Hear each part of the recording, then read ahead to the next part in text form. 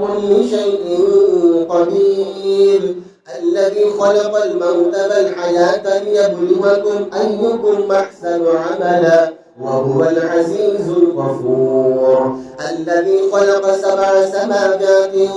طباقا ما ترى في خلق الرحمن من تفاوت فارجع البصر هل ترى من فطور ثم ارجع البصر كرتين ينقلب إليك البصر خاسئا وهو حسير ولقد زينا السماء الدنيا بمصابيح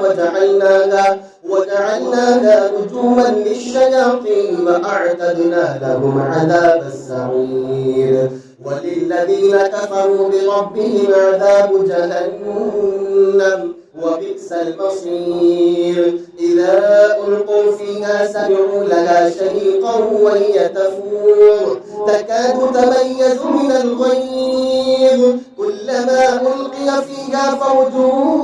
سألهم خزنتها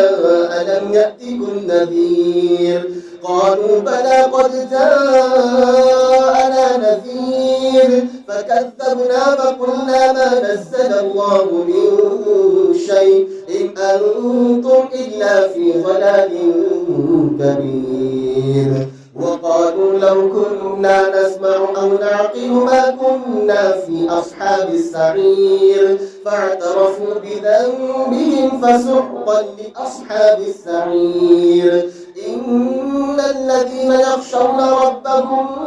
بالغيب لهم مغفرة وأجر كبير وأسروا قولكم وابجهروا به إنه عليم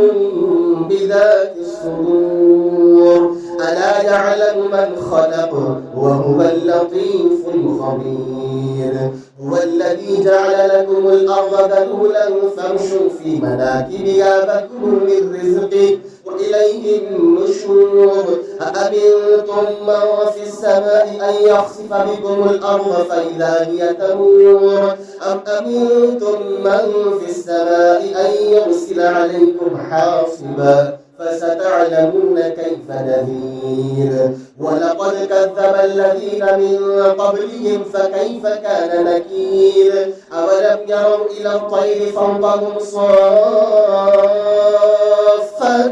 ويقبضن ما يمسكهن إلا الرحمن إنه بكل شيء بصير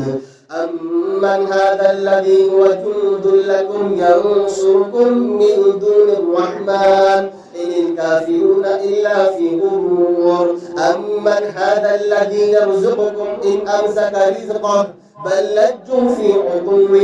ونفور أفمن يمشي مكبا على وجهه أهدى أمن يمشي سويا على صراط مستقيم قل هو الذي أنشأكم وجعل لكم السمع والأبصار والأفئدة قليلا ما تشكرون قل هو الذي ذرأكم في الأرض وإليه تحشرون ويقولون متى هذا البعث إن كنتم صادقين قل إنما العلم عند الله وإنما أنا نذير مبين فلما رأوا زلفة سيئت وجوه الذين كفروا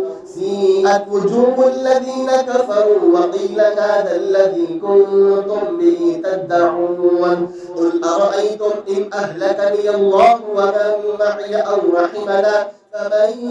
يجير الكافرين من عذاب أليم قل هو الرحمن آمنا به وعليه توكلنا فستعلمون من هو في ضلال مبين قل أرأيتم إن أصبح ماؤكم غورا